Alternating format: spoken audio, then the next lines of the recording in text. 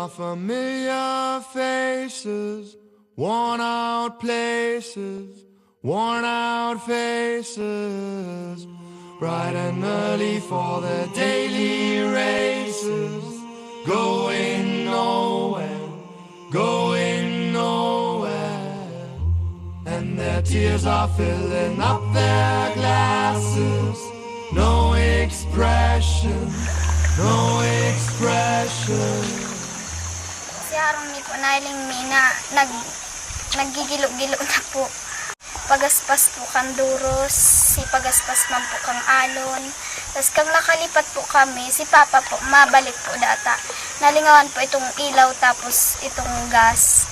Biganap na po ni Papa si laagan pong gas tapos po si Bex. Nakuha na po tapos naman pong maagihan. Natatakot po ako na bakad po itong po nilipatan may maabot pa po king alon.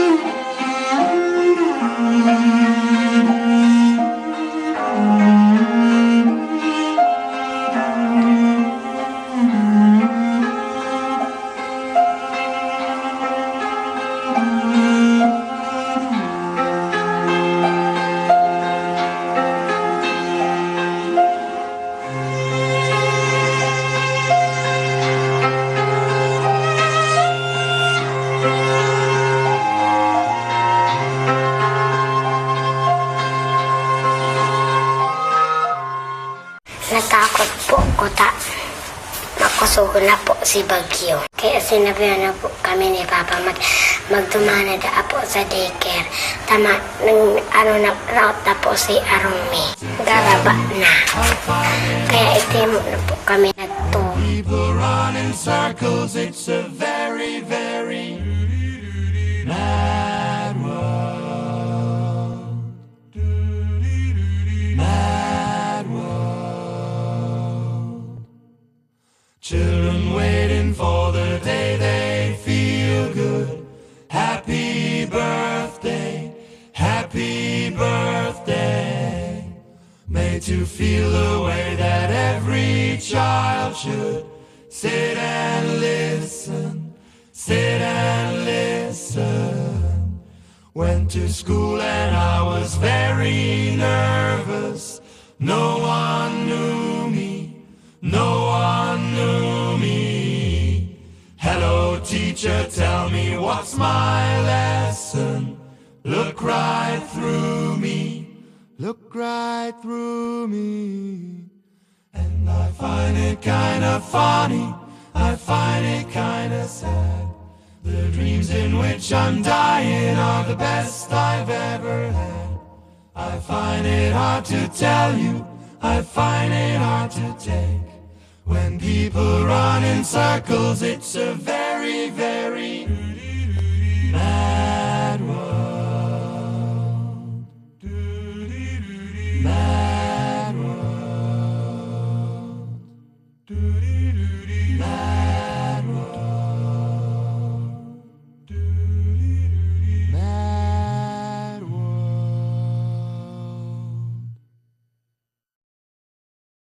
Ang pagluto po ni Mama, nakisubli po Lola Merlin ng kaldero, ngani pong may malutuan. Tapos sa simba pa man po, pigkaulay po sa lolo na tabangan po pagpakaray kang harong po duman po tanganing makaturog man po kami duman sa harong.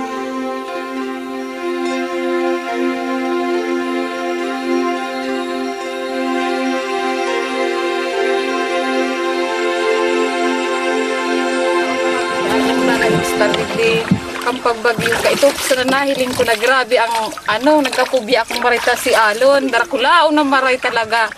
Talagang sobra-sobra si mga harumi, pigraraot gabos-gabos na gamit ko, inaranod. Ang agi ko pati apat, ang to disable, isos, Mariosip. Grabe talaga ang takigang tuhod ko. Si mga urig, dinararana, mayo ng natada, gabos talaga pagkaaga. Surublian kami ng kaldero, naharagad nagsurubli ako sa katay ko ng bado, tama kong maisulot. Ang namatian ni Bukan, yaw na kami duman sa moyang pinibakwitan. Grabe po talaga ang kahaditan ni mapuli kami. Mayo na kaming harong. Tapos, grabe na naman ang nadanasan ng pagtios.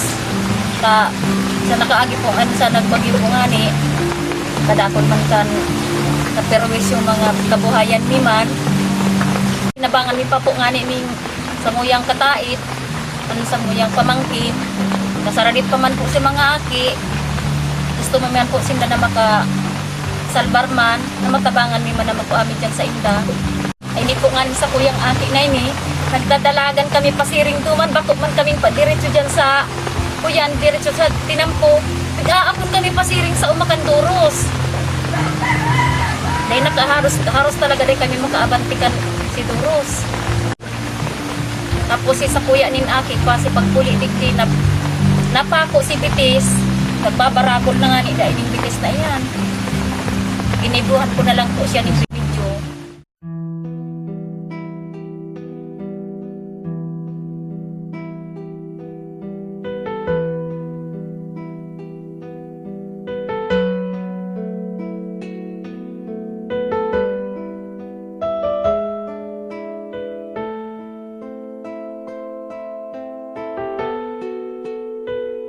Establishing a safe and meaningful environment in different barangays is considerably a critical step towards high quality and consistent community mobilization and disaster risk endeavors in the municipality of Minalawang.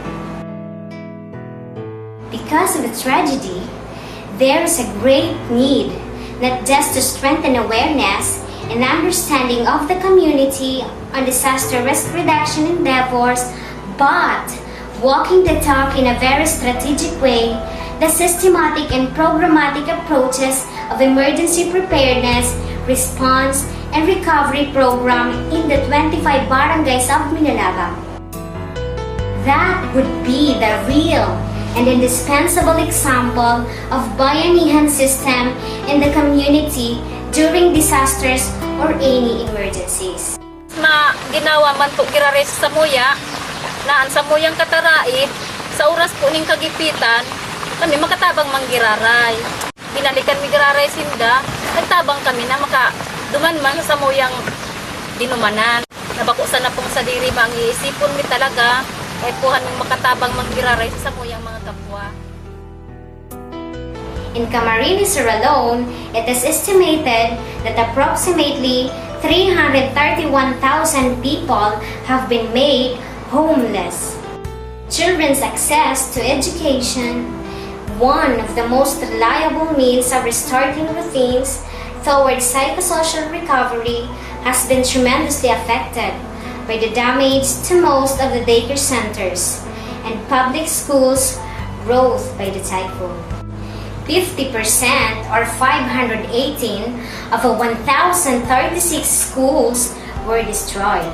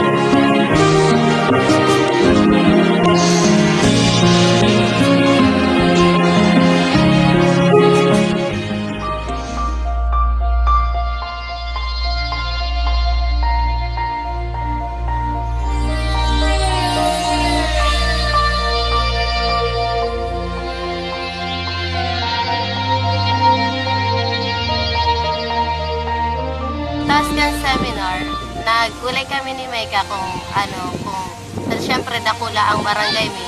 Nagulay kami kung sisay ang maduma sa sentro, then sisay madidi sa Pag-asa ta. Madidipis sila yung mga aki.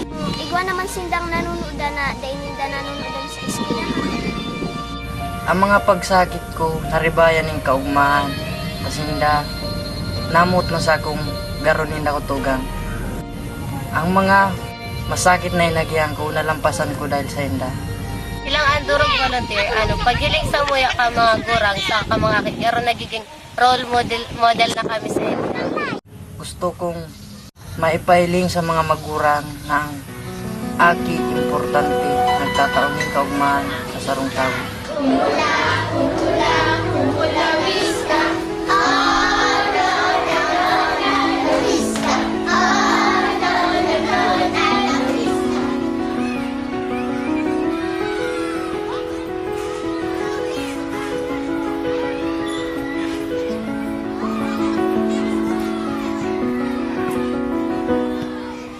Serving as an entry point towards appreciative community mobilization, Safe Space is a psychosocial program for us, children or young people emergencies. This is but one of Save the Children Federation's programmatic interventions to ensure that we, children or young people, are highly protected during critical phase of any emergencies.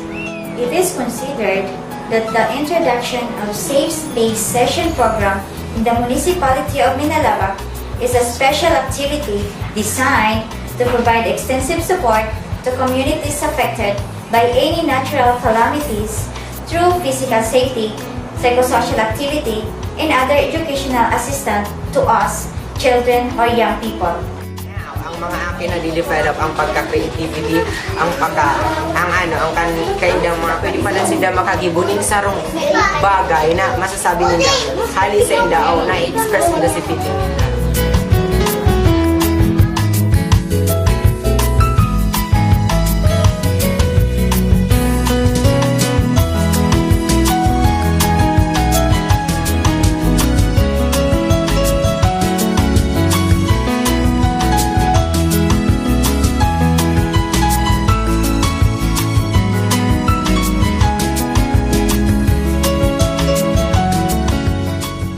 Dahil sa Safe Space Session, Aram ko na po kung saan ako maduman kapag may kalamidad. diit-diit kong nawawala ang sakuyang trauma. Daya ko na pong tabangan ang sakong pamilya sa maabot na kalamidad.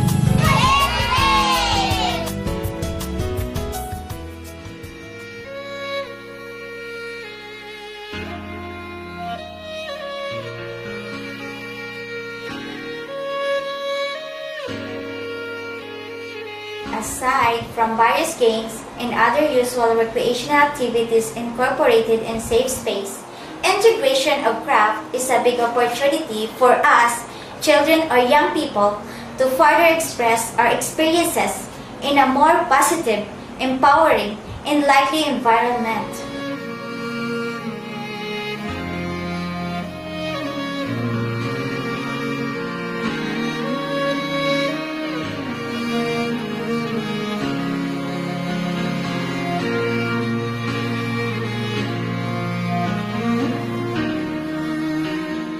Learning activities for children or young people such as performing arts, dance, music, and poetry through community theater, visual arts, through group art exhibits, creative writing with newsletter or Balitang Pader, for the publications of our compositions through different literary genre, and hands-on paper making utilizing local materials to make toys and musical instruments are indeed a boast on our needed participation in the process of rehabilitation and recovery.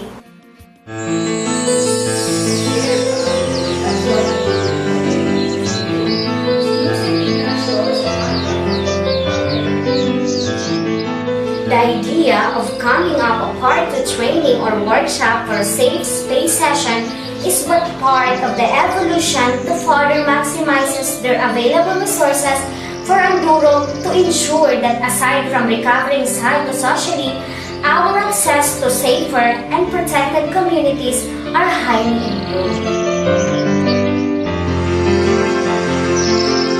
Parts of the training design and exposure highly includes extensive information awareness and preparedness measures for coastal, including upland and flood-prone areas, environmental management, general information on climate change adaptation, its sources and impact, measures undertaken to address occurrence of climate change, to agriculture, biodiversity, health, nutrition, water, and food sources, coastal and marine ecosystems, energy resources, and home. Standard first aid for survival skills training and scenario, hands-on and work planning for actual community drills during disaster.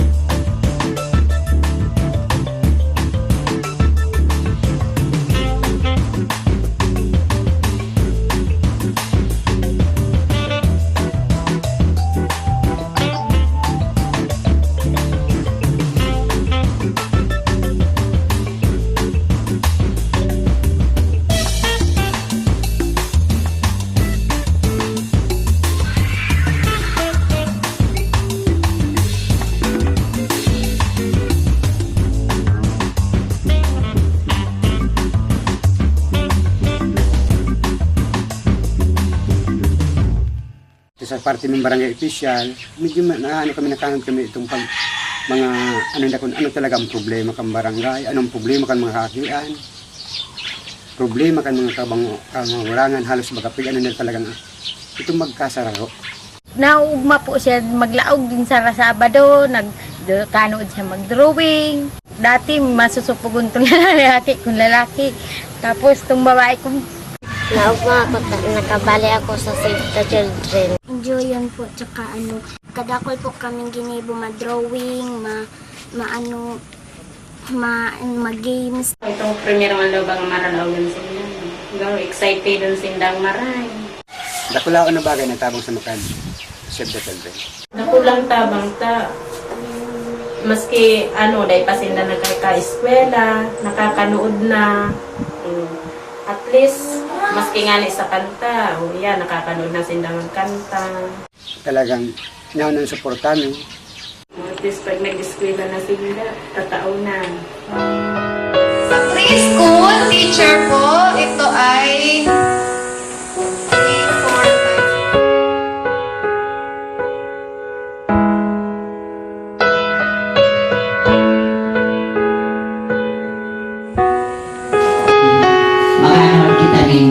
Maraming tanong kung paano magpasensya, pagtuklo sa mga atin.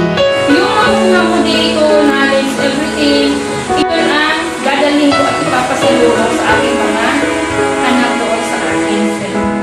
Daycare workers, kabilang dyan sa ECD service providers, ang PHW, ang mga preschool teachers, lahat ng mga bata na nai-involve sa mga young children, ECD service provider po yan. So,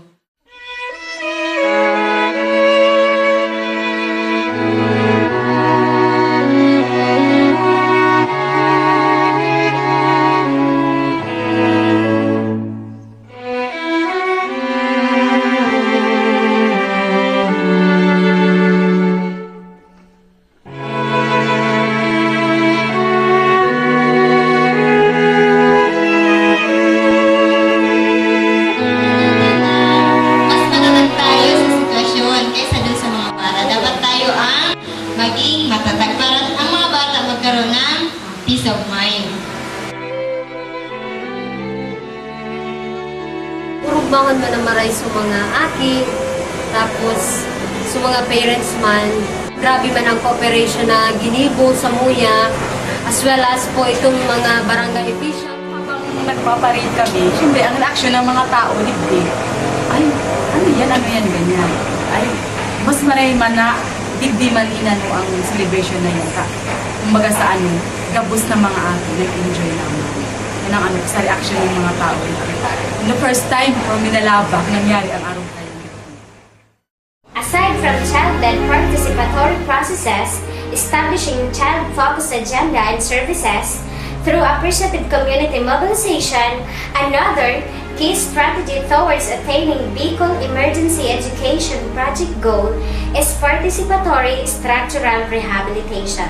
This will contribute to the repair of damaged daycare centers and one elementary school in Barangay Catanosan, Bagungbong, and Baliwag Nuevo.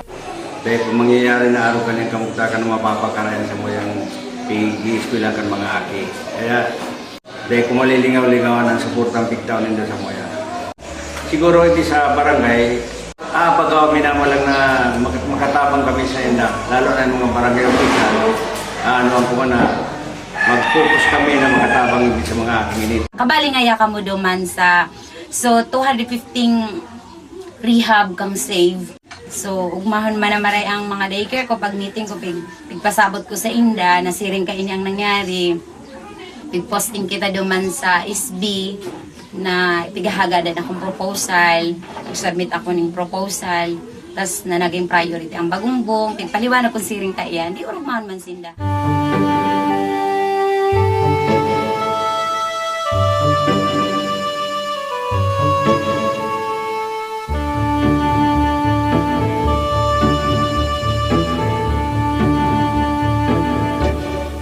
Pang naitabang sa kukang pag-attend ko ng child first.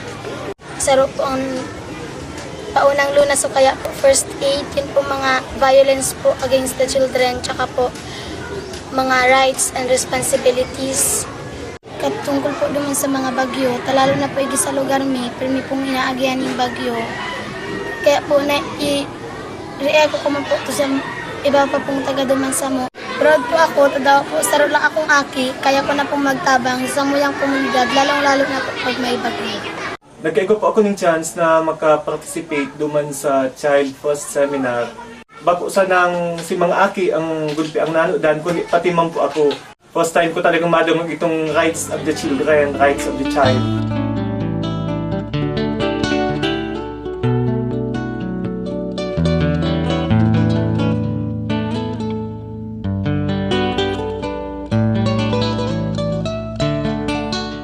Ensure a systematic incorporation of disaster risk reduction approaches into the implementation of emergency preparedness, response, and recovery programs. Adult support is strengthened to ensure an integrated disaster risk programming in the municipality and the creation of child-friendly environments in our schools and barangay. It is very significant to set up a child-friendly barangay through School Community Day because, unlike most of adults, we, children or young people, are the ones most affected in case of calamities or disaster occur, both natural such as flood, earthquake, and volcanic eruption, and man-made like armed conflict or war. In many ways, we, children or young people, are the most vulnerable sector but are often left out in development projects. That's why our involvement and coordination with adults are crucial at this stage. The primary component of said series of School Community Day was the thriving attempt of barangay officials, parents, school teachers, SK or Sangguniang Kabataan, child first facilitators, both in schools and barangays, for systematic and programmatic incorporation of disaster risk reduction approaches into the implementation of emergency preparedness and response and recovery programs in their communities. Siya ang pinagmula ng problema sa pagiging siya ang naging dahilan ng problema. Titingnan nyo ang pakasunod-sunod ng mga suliranin.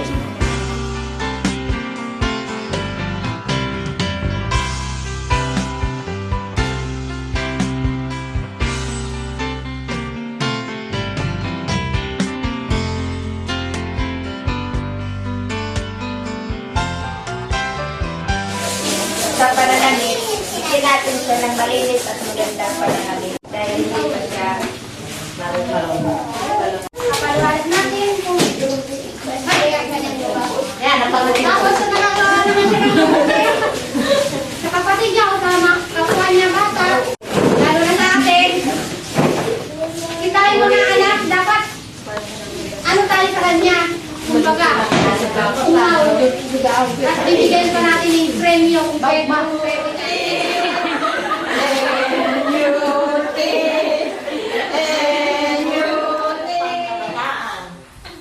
Pakikipaghalubilo, yan ang sabing pakikilaro. Pakikipaglaro.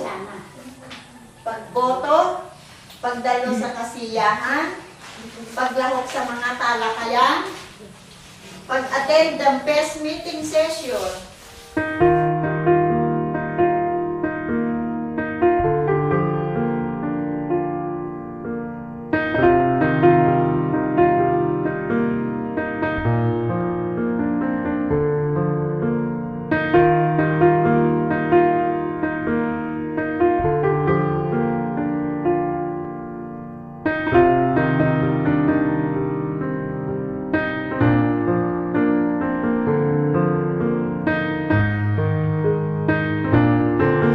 Iiwan ko yan sa inyong kaisipan.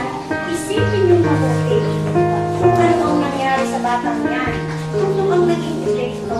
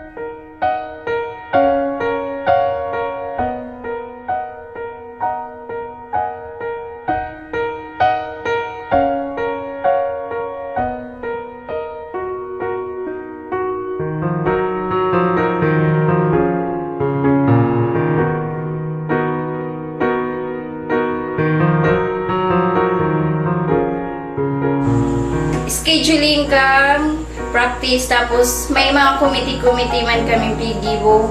Nakaipuhan ko ang kooperasyon ninda para sa ikagagayon kang samuyang presentasyon.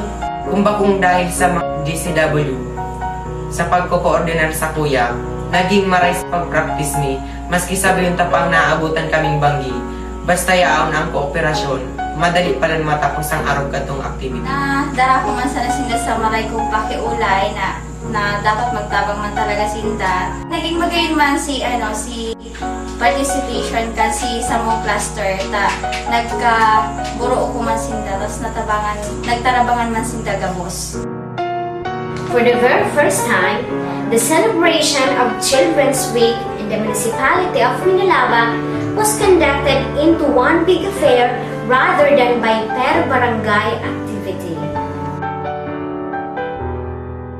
We, the Andurog para sa Kaakian, or Empowerment to the Young People volunteers, believe that involving all service providers and stakeholders in this occasion highly spur more meaningful participation and coordination in the future, especially now that we are but empowered to voice out our rights and overwhelmingly challenged to continue any child-led activities that we have started.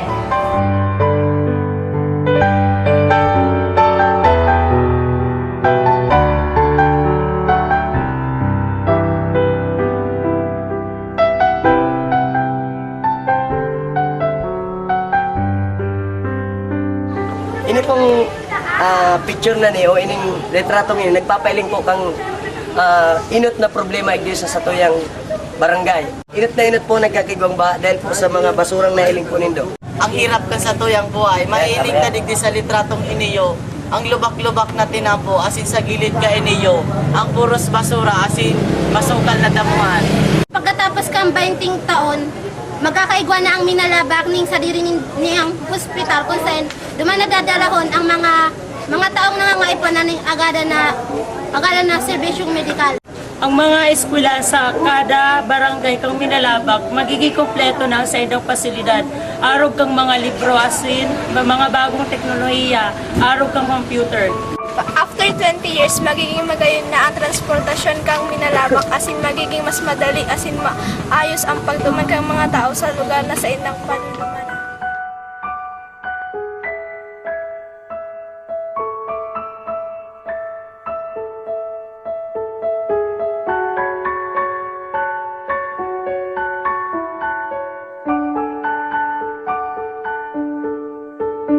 Years from now, gusto ko po magagawa ng protected area ang kabundukan kang minalabak para po mayong taong madisgrasya. 20 years from now, gusto ko po magkaiguan ni malinig, maayos, asin magayon, eskwelahan ang minalabak Central School. Paagi kang barko, magiging pakaray, marikas, asin madali ang biyahe sa coastal kang minalabak. Kakaigwa na po ng mga sadiring evacuation center sa kada barangay na madudumanan ninda sa oras ng kalamidad.